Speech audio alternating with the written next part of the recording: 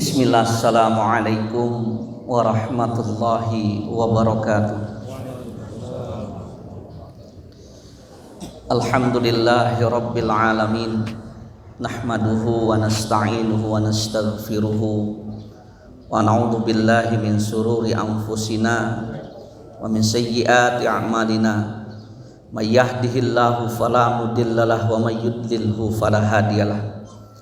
Asyhadu an la ilaha illallah wahdahu la syarikalah. Asyhadu anna Muhammadan abduhu wa rasuluhu la nabiyya wa la rasulahu ba'dah. Allahumma shalli wa sallim ala habibina wa qudwatina wa rasulina Muhammadin sallallahu alaihi wasallam wa ala alihi wa ashabihi wa man tabi'ahum bi ihsan ila yaumil qiyamah. Fa ya ayyuhal muslimun wal mu'minun usini wa iyyakum bitaqwallah faqad fazal mu'minunal muttaqun kama qala Allah ta'ala fi kitabihil karim ba'da a'udzu billahi minasyaitonir rajim. Ya ayyuhalladzina amanu taqullaha haqqa tuqatih wa la tamutunna illa wa antum muslimun. Wa kama qala Rasulullah sallallahu alaihi wasallam, ittaqillaha haitsuma kunta wa atbi'il sayyi'atal hasanata tamhuha wa khaliqin nasa bi khuluqin hasanin.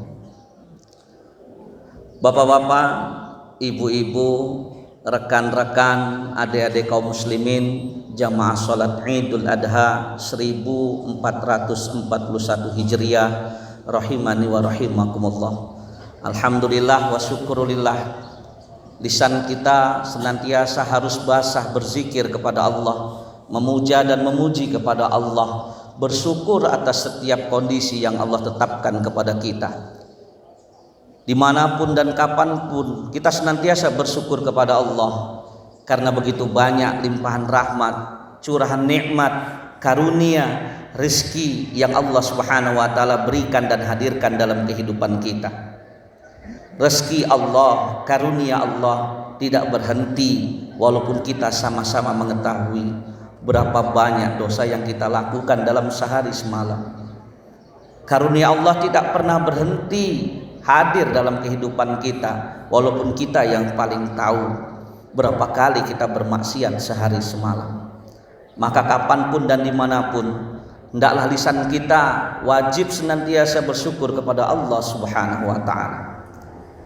Pun demikian, seharusnya kita tak lupa pula senantiasa bersalawat kepada junjungan kita, Nabi kita mulia Muhammad sallallahu alaihi wasallam, yang telah mencurahkan seluruh jiwa dan raganya demi sampainya syariat Islam ini kepada kita sampai di akhir zaman kelak. Semoga salawat dan salam ini pula senantiasa tercurahkan kepada segenap keluarganya, kepada seluruh para sahabatnya, dan juga kepada semua para pengikutnya yang senantiasa istiqomah dengan keimanan sampai dengan yaumul qiyamah kelak. Amin ya rabbal alamin. Allahu akbar, Allahu akbar, la ilaha illallah, wallahu akbar, Allahu akbar, walillahil hamd. Kaum muslimin wal mukminin rahimani wa rahimakumullah. Hari ini kita sampai di salah satu hari yang dalam hadis dikatakan hari yang begitu mulia, rangkaian 10 hari pertama di bulan Dzulhijjah yang keutamaannya tidak bisa dikalahkan dengan amalan-amalan solih yang lain pun. Bahkan termasuk ketika para sahabat bertanya, tidak pula pahala berjihad fisabilillah ya Rasulullah?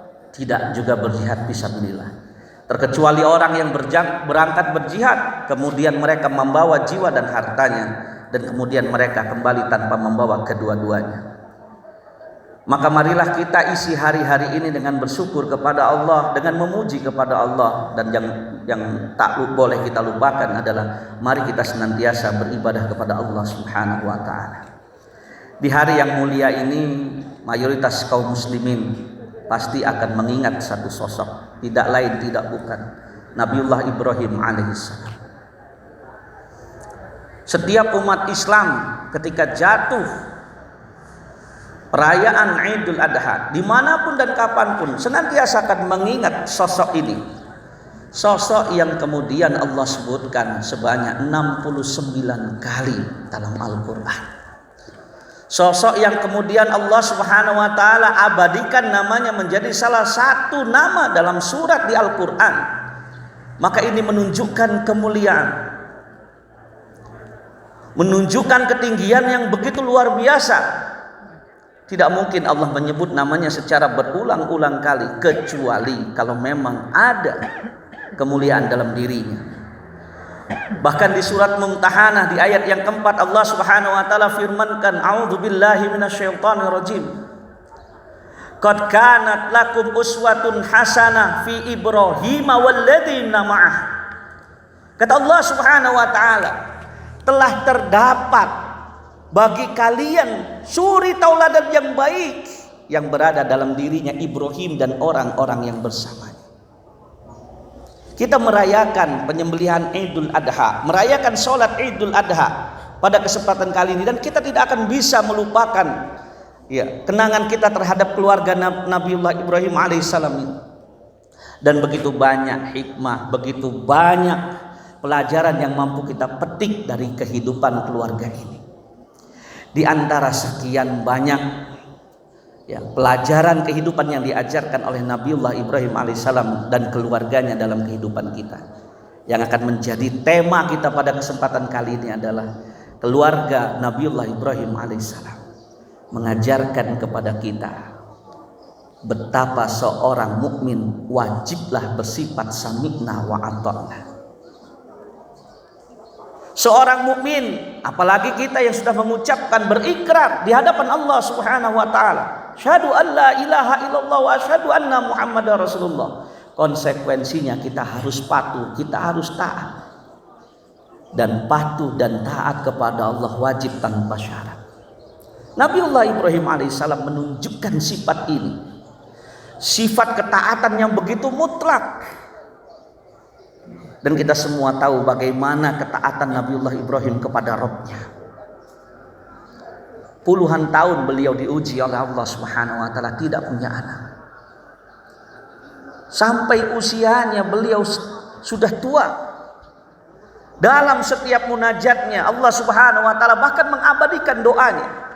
Di setiap tempat, di setiap waktu ketika beliau bermunajat senantiasa beliau selipkan kalimat, Rabbi habli minas sholihin. Ya Rabb, karuniakan kepada hamba seorang anak yang soleh, anak yang bisa meneruskan risalah dakwahnya, sehingga dakwah itu tidak terputus hanya di dirinya. Yang kemudian setelah perjuangan yang begitu lama, kesabaran yang tiada batas, sampai kemudian Allah mengkaruniakan beliau anak dari jalur rahimnya ibunda kita Hajar. Ternyata ketika mendapatkan nikmat, beliau pun mendapatkan ujian. Diperintahkan oleh Allah Subhanahu wa ta'ala keluar beliau, membawa anak dan istrinya dari negeri Babilonia berjalan tanpa arah, sesuai dengan bimbingan wahyu. Yang qadar Allah kemudian diperintahkan untuk berdiam diri di sebuah lembah yang tidak bertuan. Pada saat itu lembah tersebut bernama Bakkah, yang kemudian di kemudian hari bertransformasi menjadi Makkah. Lembah kering kerontang yang tidak ada sumber kehidupan. Hajar dan putranya Ismail yang masih bayi menyusui, ketika hendak ditinggalkan oleh Ibrahim, bertanya kepada Ibrahim, wahai Ibrahim, engkau tinggalkan aku dan putramu yang masih menyusui. Apakah karena ini keinginan atau demikian Rabbmu memerintahkan? Dengan derayan air mata Nabiullah Ibrahim menjawab, wahai istriku yang kucintai dan anakku yang amat sangat kunantikan kehadirannya, aku tinggalkan engkau dengan anakku di lembah tidak bertuan ini karena demikianlah Rabbku memerintahkannya. Apa jawaban Hajar? Kalau Rabbmu yang memerintahkan wahai Ibrahim, maka kami yakin Rabbmu tidak akan menyia-nyiakan kamu. Begitu sempurna keluarga ini mengajarkan kepada kita sifat sami'na wa ata'na. Ya Allah, kalau perintah itu datangnya darimu ya Allah, kami sami'na wa ata'na. Kami dengar ya Allah, kami taat ya Allah, kami laksanakan ya Allah. Apa jawaban Allah dari ketaatan keluarga ini? Allah jadikan lembah tersebut lembah yang barokah di kemudian hari. Allah jadikan beberapa momentum dalam kehidupan anak dan ibunya ini menjadi salah satu rukun kalau kita menunaikan ibadah haji. Bahkan tidak cukup sampai di situ kaum muslimin. Apakah selesai ujiannya? Tidak. Bahkan ketika Nabi Ismail sudah tumbuh berkembang menjadi kembang teras yang digadang-gadang akan mendampingi Nabi Ibrahim dalam mendakwahkan syiar tauhidnya. Di lembah yang kemudian sudah mulai hidup karena ada sumur Zam-Zam. Datang perintah yang lebih tidak masuk akal. Diabadikan oleh Allah di surat As-Saffat di ayat yang ke-100, di ayat ke-101. Kata Allah Subhanahu wa taala, dialog anak dan bapaknya, sama-sama nabi dan calon nabi. Ya bunayya, inni ara fil manami anni adbahuka fanzur madza tara. Wahai anakku, sesungguhnya aku melihat dalam mimpiku aku diperintahkan untuk menyembelihmu. Bagaimana nak pendapatmu? Jawaban anaknya pun begitu luar biasa.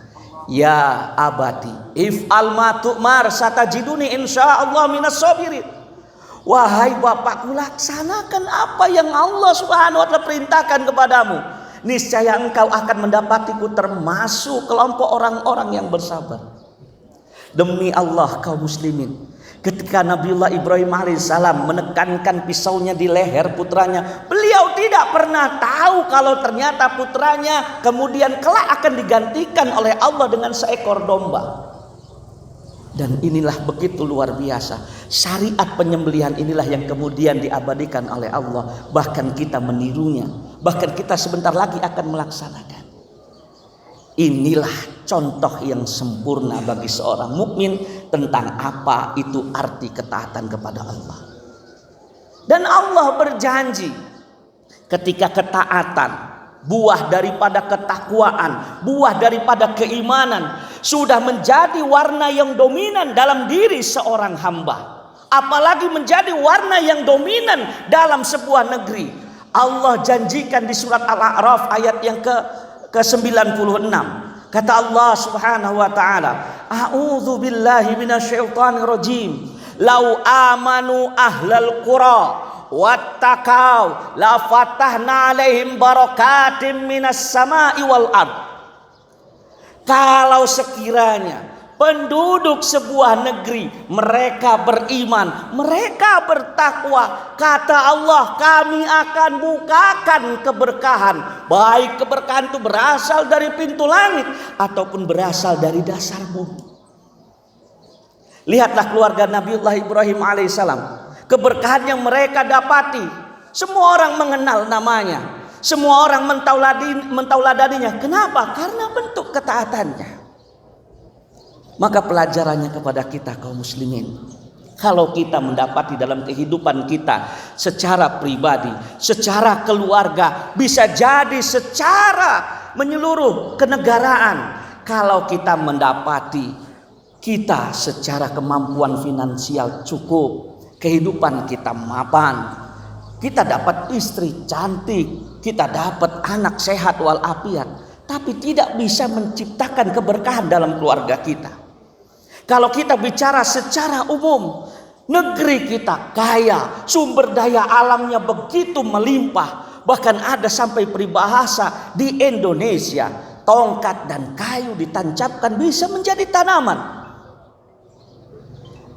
Semua itu kalau tidak dibarengi dengan dominannya keimanan serta ketakwaan kita, tidak akan berarti.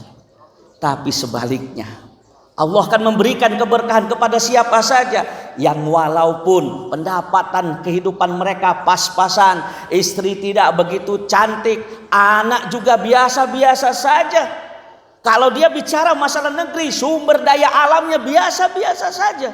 Tapi kalau warna keimanannya sudah mendominasi, warna ketakwaannya sudah begitu mewarnai, di mana ketaatan lebih banyak daripada kedurhakaan, di mana keimanan lebih banyak daripada kesyirikan atau kekufuran, Allah janjikan la fatahna alaihim barakatim minas sama'i wal ard. Allah berjanji, saya bukakan keberkahan dari pintu langit dan pintu bumi. Di akhir kalimat di surat Al-A'raf ayat 96 tadi, Kembali tapi Allah mengatakan walakin kadzabu fa akhadnahum bima kanu yaksibun. Tapi kalian tuh banyak berdusta dan kami hukum kalian berdasarkan apa yang kalian kerjakan. Maka koreksi bagi kita semua kaum muslimin. Kalau kehidupan kita mapan secara materi tapi tidak bisa memberikan keberkahan, tanyakan dalam diri kita. Sudahkah keimanan dan ketakwaan menjadi warna yang dominan dalam kehidupan kita? Kalau negeri kita ini secara sumber daya alam begitu melimpah, tidak terhitung, tapi tidak bisa menciptakan status baldatun, thayyibun, warabun ghafur, negeri yang damai, aman dan sentosa. Tanyakan dalam diri kita, sudahkah di negeri ini warna iman dan takwa menjadi warna yang dominan? Kalau sebaliknya, Allah pun akan melimpahkan hukuman kepada kita semua. Maka marilah kaum muslimin, kita tauladani keluarga Nabiullah Ibrahim alaihissalam. Ya, semaksimal mungkin. Ya, kuatkan ketaatan kita kepada Allah dalam setiap perintah Allah. Jangan memilah-memilah. Terkadang kita masih banyak menemukan ada orang yang ketika taat sama Allah memilah mana perintah yang bisa saya laksanakan, mana yang saya belum bisa tinggalkan. Tapi kemudian kita pilih mana yang enak, mana yang tidak enak. Kata Allah Subhanahu wa taala, "Afatu'minuna bi ba'dil kitab wa takfuruna bi ba'd?" Apakah kalian akan beriman kepada sebagian Alkitab kemudian akan kufur kepada sebagian yang lain?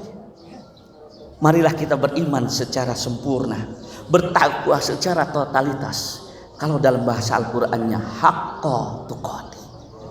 Mudah-mudahan Allah limpahkan kepada kita semua karunia bisa menjadi muslim yang bertakwa kepada Allah, bisa menjadi seorang mukmin yang senantiasa taat kepada setiap perintah Allah. Dan marilah untuk memberikan keberkahan dalam khutbah Idul Adha 1441 Hijriah ini, sejenak kita tundukkan pandangan mata kita, kita rendahkan diri kita di hadapan Allah, berdoa kepada Allah semoga Allah memberkahi diri kita, memberkahi keluarga kita, dan memberkahi negeri kita tercinta ini. A'udzubillahi minasyaitonirrajim.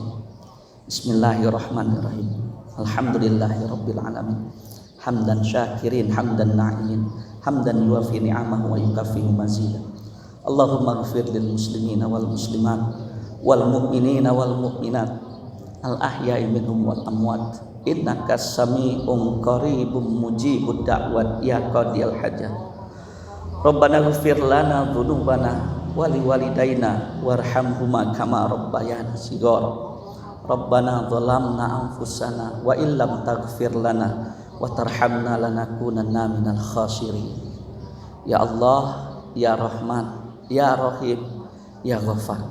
Ya Allah, kami tengadahkan telapak tangan kami ya Allah kepadamu hari ini ya Allah. Kami tundukkan jiwa dan raga kami di hadapanmu ya Allah. Kami gantungkan semua urusan kami kepadamu ya Allah. Kami sandarkan semua sandaran kami kepadamu ya Allah. Berharap kepadamu ya Allah, kabulkanlah doa kami ya Allah. Ya Allah, ampunilah dosa semua kami yang hadir pada kesempatan pagi hari ini ya Allah. Ampunilah dosa-dosa kami ya Allah yang telah kami lakukan ya Allah. Dosa-dosa yang telah kami lakukan di masa lalu kami ya Allah. Dosa-dosa yang hari ini kami lakukan ya Allah. Dan dosa-dosa yang kemudian hari tidak sengaja kami lakukan ya Allah. Ya Allah, ampunilah pula dosa-dosa kedua orang tua kami ya Allah. Ibu bapak kami ya Allah, baik yang masih hidup ataupun yang sudah meninggal ya Allah. Ya Allah, sayangilah kedua orang tua kami ya Allah, sebagaimana mereka dulu menyayangi kami ya Allah di waktu kami kecil. Ya Allah, ya Rahman, ya Rahim, kami berharap kepadamu ya Allah. Hari ini ya Allah, terimalah semua amal soleh ibadah kami ya Allah. Terimalah sholat kami ya Allah.